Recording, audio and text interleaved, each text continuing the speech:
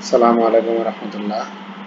সম্মানিত শিক্ষক মন্ডলী, প্রাথমিক বিদ্যালয়ের উন্নয়ন পরিকল্পনা স্লিপের কাজ আগামী 30 তারিখের মধ্যে অনলাইনে সাবমিট করতে হবে।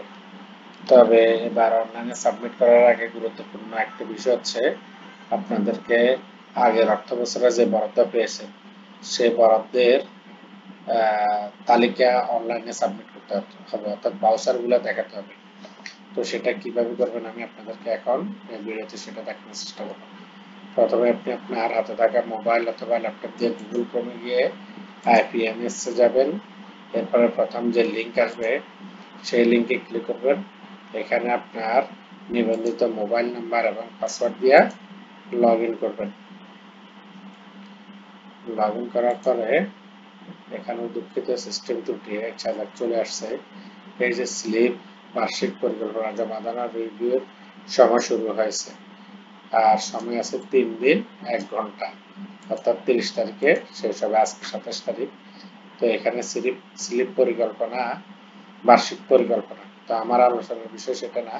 স্লিপ বার্ষিক পরিকল্পনা আপনারা সবাই সাবমিট করতে পারবেন। তো এটা এখানে বিষয় হচ্ছে এই যে এখানে নিচে স্লিপ ব্যবস্থাপনার নিচে দেখেন বরাদ্দ তালিকা। এই বরাদ্দ তালিকা এটা হচ্ছে আলোচনার বিষয় এবং এটা একটি গুরুত্বপূর্ণ বিষয়। তো আপনি বরাদ্দ তালিকাটা কিভাবে এন্ট্রি করবেন সেই জন্য আপনি স্লিপ ব্যবস্থাপনাতে এসে বরাদ্দ তালিকাতে ক্লিক করবেন। বরাদ্দ তালিকাতে ক্লিক করার পরে এখানে আপনি দেখতে পাবেন যে এই যে বিদ্যালয়ের তথ্য, বরাদ্দের বিবরণ, বরাদ্দের পরিমাণ, ব্যয়ের পরিমাণ, উদ্বৃত্তের পরিমাণ, ক্রিয়া। তো এখানে গত অর্থ বছরে 2টা বরাদ্দ হয়েছে। এই যে দেখা যাচ্ছে সেখানে বরাদ্দের পরিমাণ স্লিপ, বরাদ্দের তারিখ 14 মার্চ 2025, সারাক নম্বর জিও অর্থাৎ গভর্নমেন্ট অর্ডার 298। আর এটা হচ্ছে বরাদ্দের ধরন স্লিপ, বরাদ্দের তারিখ 1 মে 2025, সারাক নম্বর জিও গভর্নমেন্ট অর্ডার 1062। অর্থাৎ গত অর্থ বছরে 2টা স্লিপ বরাদ্দ হয়েছে। তো এখানে যে বরাদ্দটা আগে হয়েছে সেই বরাদ্দটা আপনি আগে এন্ট্রি করবেন। এখানে দেখা যাচ্ছে বরাদ্দের পরিমাণে প্রথম বরাদ্দে 35,253 টাকা বরাদ্দ হয়েছে। দ্বিতীয় বরাদ্দের পরিমাণে দেখা যাচ্ছে যে এখানে এই যে 15,755 টাকা বরাদ্দ হয়েছে। তো এখানে দেখা যাচ্ছে যে প্রথম বরাদ্দতে দেখা যাচ্ছে যে ব্যয়ের পরিমাণ শূন্য, এখানে দেখা যাচ্ছে ব্যয়ের পরিমাণ শূন্য।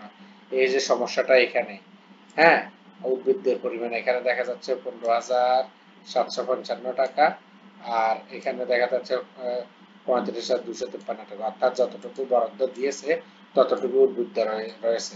আপনি কোনো টাকাই খরচ করেন না। অনলাইনে দেখাচ্ছে যে আপনি কোনো টাকাই খরচ করেন নাই। এই খরচটা যদি না দেখাতে পারেন তাহলে যখন অনলাইনে এই যে নতুন বরাদ্দ প্রদান করবে অর্থাৎ নতুন জিও জারি করবে তখন দেখা যাবে যে আপনার এখানে উদ্বৃত্ত রয়েছে। তো উদ্বৃত্ত থাকার কারণে নতুন করে বরাদ্দ পাওয়ার ক্ষেত্রে জটিলতা তৈরি হতে পারে। আর এই কারণে আপনি যে এই যে আপনার যে গত অর্থ বছরে যে খরচটা করছেন সেই খরচটা এখানে দেখিয়ে দিবেন। তো এটার জন্য প্রথমে যে বরাদ্দটা এসেছে সেই বরাদ্দটা দেখবেন 14 মার্চ প্রথম এসেছে, পরে 1 মেতে এসেছে। তো আমি এখানে প্রথম বরাদ্দের জন্য এখানে ম্যানেজে যাব। এখানে ব্যয় বিলের তালিকা দেখুন। আমি যেহেতু এখনো ব্যয় বিলের কোনো তালিকাই করি না তাহলে এখানে করার দরকার নাই। আমি নতুন ব্যয় বিল অর্থাৎ এই অর্থ বছরের নতুন ব্যয় বিল নির্ধারণ করবো। এই জন্য আমি এখানে ক্লিক করব। এখানে ক্লিক করলে এই যে এখানে আমার তথ্য চলে আসছে। এই যে কত টাকা বরাদ্দ পেয়েছি, বরাদ্দের পরিমাণ চলে আসছে, বরাদ্দের পরিমাণ যাহা উদ্বৃত্ত পরিমাণ তাহা। অথচ আপনি এই কাজটা করে ফেলেছেন কিন্তু অনলাইনে দেখাচ্ছে আপনি কোনো কাজই করেন নাই। ব্যয় বিলের তালিকা, আমি ব্যয় বিলের তালিকা এখনো কোনো তালিকা জমা দিই নাই, এই কারণে এখানে তারিখ, বিবরণ, টাকা, মন্তব্য সব শূন্য দেখাচ্ছে। তো এখানে মোট পরিমাণও শূন্য দেখাচ্ছে, এখানে মোটও শূন্য দেখাচ্ছে, অর্থাৎ আমার মোট সব টাকাটাই উদ্বৃত্ত রয়ে গেছে। তো আমি এটা খরচ কিভাবে যোগ করব, এটার জন্য আমি খরচ যোগ করুন এখানে ক্লিক করব। আমার অর্থাৎ এখানে খরচ যোগ করার জন্য এই যে একটা খরচ যোগ হয়েছে, যতটা খরচ হয়েছে অর্থাৎ যতটা বাউচার আছে ততটা খরচ। আমি 2টা যোগ করলাম, 3টা যোগ করলাম। আমি জাস্ট এটা একটা নমুনা দেখাচ্ছি, আপনারা এটার মতো করে একটা তালিকা তৈরি করবেন। তো ব্যয় বিলের তালিকা আমি তৈরি করলাম। এখানে আমার যেহেতু 14 মার্চ আমার কি হয়েছে বরাদ্দটা দিয়েছে, আমি তার আগে এখানে কি দেব, তারিখটা দেখিয়ে দেব। তো আমি আনুমানিক একটা তারিখ দিয়েছি মার্চ, তাহলে 01/03/2024 খ্রিস্টাব্দ। তো মনে করেন এটা আমি কি করলাম, প্রথম প্রান্তিক মূল্যায়ন। আমি একটা হিসাব দিচ্ছি, প্রথম প্রান্তিক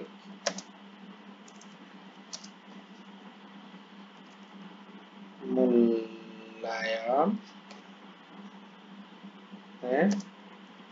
প্রশ্নপত্র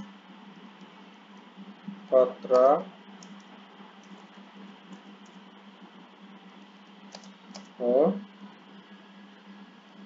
কাগজ ক্রয় একটা দিলাম আর কি আমি এরকম। তো এখানে বরাদ্দের পরিমাণ, তারিখ এবং বরাদ্দের পরিমাণ অবশ্যই ইংরেজিতে লিখবেন। বরাদ্দের পরিমাণ আমি দিলাম, ধরেন আমার স্টুডেন্ট অনুযায়ী 5,000 টাকা, ঠিক আছে। তো আমি এখানে 5,000 টাকা দেওয়ার পর এখানে দেখেন, এই যে এখানে ব্যক্তি কর্তৃক প্রদেয় আয়কর 3%, এই যে 3%-এর অর্থাৎ 5,000 টাকার 3% চলে এসেছে 150 টাকা, এটা অটো জেনারেট হয়ে গেছে। দেশজ পণ্য ও সেবার উপর মূসক অর্থাৎ মূল্য সংযোজন কর, এখানে চলে আসছে 500 টাকা। এই যে এখানে 5,000, এখানে 150, এখানে 500, সব টাকা মিলে হতে হবে 35,253 টাকা 19 পয়সা। তা একটা জিনিস মনে রাখবেন, এই টাকাটা মোট টাকাটা অর্থাৎ এটা মিলতে হবে 35,253 টাকার বেশি হতে পারবে না, কম হতে পারে। যেমন আমি ওখানে দিলাম 5,000, এখানে দিলাম আমি ধরেন 29,000, এটা আপনাদেরকে দেখানোর জন্য। 29,000 হলে আমার এখানে কত আসে, এই যে দেখেন এখানে কত চলে আসছে, উদ্বৃত্ত টাকার পরিমাণ বেশি যোগ করতে পারবেন না, অর্থাৎ আমার ব্যক্তি কর্তৃক দেয় আয়কর 1,020 টাকা এবং মূসক চলে আসছে 3,400 টাকা, আমার সর্বমোট হয়ে যায় 38,420 টাকা, অর্থাৎ আমি বেশি দিতে পারবো না, আমাকে কম দিতে হবে। তো যাই হোক, এটা গেল। এরপরে যে আমি এখানে একটা দিলাম, মনে করেন যে কত তারিখে, 04, একটা তারিখ দিচ্ছি আর নিশ্চয় এটা আপনি যে বাউচার করছেন, 1 নং বাউচার, 2 নং বাউচার, 3 নং বাউচার, এই বাউচারে এই তারিখগুলা আপনার দেয়া আছে। হ্যাঁ, আমি এটা আনুমানিক একটা বাউচার দিচ্ছি 2024। কাজ কি ছিল আপনার, আমি দিলাম শ্রেণী সজ্জিতকরণ। হ্যাঁ, শ্রেণী সজ্জিতকরণ। তো এখানে কত টাকা দিলাম আমি, ধরেন এখানে দিলাম আমি একক, দশক, এখানে ইংরেজি দিতে হবে নিশ্চয়। আমি দিলাম একক, দশক, শতক, হাজার, ওজন, 17,000 টাকা, ঠিক আছে। তাহলে আমার হচ্ছে কত, 24,660 টাকা, এই যে মূল্য সংযোজন কর এবং আয়কর সহ 3% এবং 10%, 13%, তাহলে আমার কত হয়েছে 24,000। তো এখানে আমি আর একটা দিলাম 05/03/2024, এটা দিলাম মনে করেন যে একটা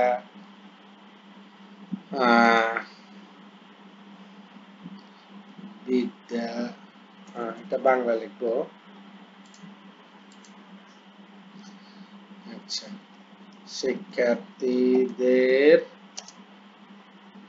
স্কুল ড্রেস প্রদান, মনে করেন কত টাকার এটা দিলাম আমি, এটা দিলাম আমি 3,000 টাকা, একক, দশক, শতক, হাজার, 3,000, তাহলে আমার কত হচ্ছে এখানে 28,000। আমার দেখা যাচ্ছে খরচ আরো যোগ করতে পারবো, তো আমি আরেকটা যোগ করলাম 08/03/2024।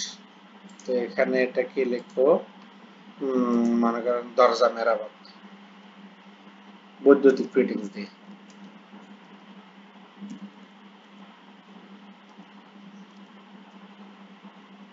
বৈদ্যুতিক ফিটিংস, 4 নাম্বার বাউচার। এই যে বাউচার তারিখ হচ্ছে এটা, হ্যাঁ, আর বাউচার বিবরণ হচ্ছে এটা।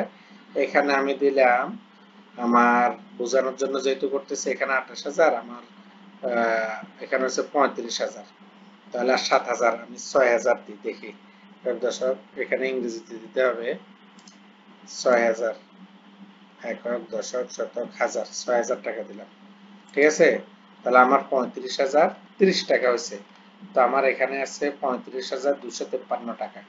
হ্যাঁ, ৬০০০ আমি এখানে তাহলে আরো ১০০ টাকা বাড়াই দিই, ৫,১০০। তাহলে কত হয় আমার? এই যে এখানে ১০০, তাহলে কত হয়? ৩৫,১৪৩ টাকা। এখানে আরো ১০০ টাকা বাড়াই দিই, কত হয়? হ্যাঁ, তাহলে বেশি হয়ে যায়। আমার এখানে বেশি হতে পার্বত্য টাকার পরিমাণের বেশি হতে পারবে না। আমি ১০০ টাকা বাড়াইছি, তাহলে আমি কত দিই? ৩,০৮০ টাকা। ৩,০৮০ টাকা দেখা যাচ্ছে আমার ২৩৩ টাকা আমি এটার উপর দিয়ে দিচ্ছি, তাহলে আমার বাকিগুলা উদ্বৃত্ত থাকবে। এরপরে আসি আমার মোটামুটি এখানে খরচ হয়ে গেল। এখানে আসে চালানের বিবরণ। চালানের বিবরণ হচ্ছে ব্যক্তি কর্তৃক দেওয়া আয়কর চালান নাম্বার। এখানে আমরা সোনালী ব্যাংকে যে চালান দিয়ে থাকি সেই চালানের খ, খ, ক এভাবে বিভিন্ন সংখ্যা দিয়ে একটা চালান নাম্বার দিয়ে থাকে। সেই চালান নাম্বারটা আমরা এখানে লিখবো। আর এখানে লিখবো কি, যেদিন চালান জমা দিয়েছি ওই তারিখটা। ঠিক একইভাবে এখানে হবে কি, ভেষজ পণ্য সেবার উপর মূসকের চালান নাম্বার। এখানে যে চালান নাম্বারটা আছে ওই নাম্বারটা, আর এখানে দেবো চালান যেদিন জমা দিয়েছে, এখান থেকে তারিখ দিয়ে দিতে দিব, সেইভাবে তারিখটা দিয়ে দেবো। আর এই চালানটা আমাদের শিক্ষা অফিসে দিয়ে থাকে এখন। হ্যাঁ, শিক্ষা অফিসে যোগাযোগ করলে এটা পাওয়া যাবে আশা করি। এরপরে বর্তমান অবস্থার ছবি, অর্থাৎ বর্তমান অবস্থার ছবি ইমেল ফাইল আপলোড করুন।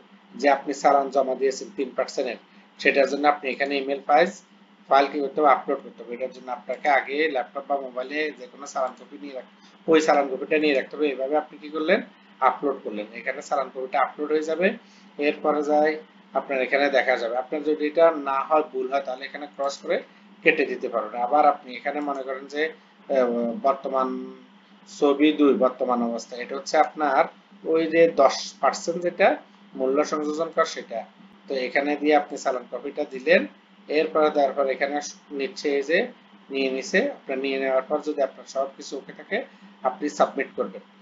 আর যদি আপনি দেখেন না আমার এখানে ভুল আছে বা কোনো সংশোধন করতে হবে, ড্রাফট করে রাখবেন, সেটা সংশোধন করবেন। এরপরে যে আপনার এই যে সর্বমোট ব্যয়টা, এগুলো এই যে উদ্বৃত্তর পরিমাণ, আপনার এখানে যে উদ্বৃত্তর পরিমাণ 00 চলে আসবে, তখন আপনি এখানে ডান পাশে এসে ডাউনলোড করতে পারেন। ডাউনলোড করতে করলে আপনার সব কিছু দেখা যাবে। এভাবে আপনি বরাদ্দ 1 এবং বরাদ্দ 2 আপনি আপলোড করবেন। এটা হচ্ছে বরাদ্দ 1, এই যে বরাদ্দ 2 এটা এখানে 2 এখানে আপলোড করবেন। এভাবে আপনি বরাদ্দের পরিমাণটা যদি দিয়ে দেন, তাহলে খুব সহজে আপনি আপনার নতুন অর্থবছরের যে বরাদ্দ সেই বরাদ্দটা পেয়ে যাবেন। তো এই ছিল আমার ভিডিও। সবাইকে ধন্যবাদ। আসসালামু আলাইকুম ওয়া রাহমাতুল্লাহ।